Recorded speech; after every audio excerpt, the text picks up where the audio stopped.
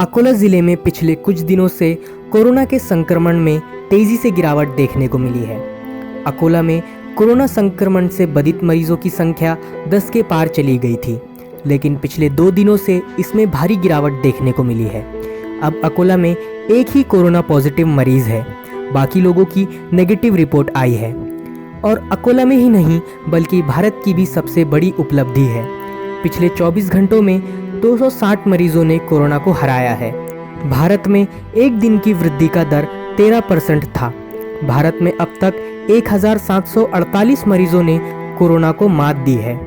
भारत में कोरोना का प्रसार तेजी से हो रहा है, लेकिन कुछ राज्यों में मृत्यु का दर कम हो गया है।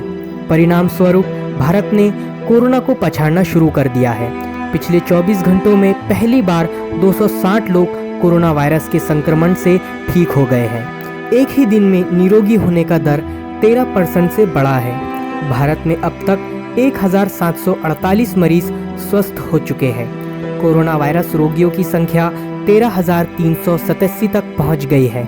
मरने वालों की संख्या 437 है।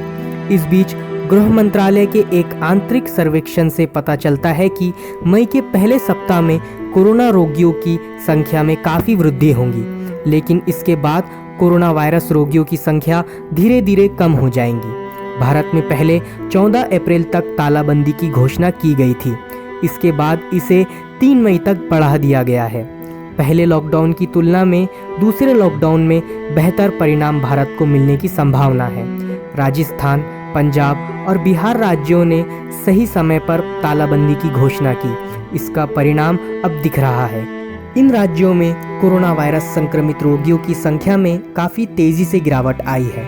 स्वास्थ्य मंत्रालय के एक अधिकारी ने कहा कि अगला सप्ताह बहुत महत्वपूर्ण होगा। भारत में अब कोरोना के रोगियों का तेज़ी से परीक्षण किया जा रहा है। ऐसे सभी लोग जिन्हें सांस लेने में परेशानी हो रही है, उनका परीक्षण किया जा रहा है। आने वाले दिनों में कोरोना वायरस के मरीजों में वृद्धि होने की संभावना है।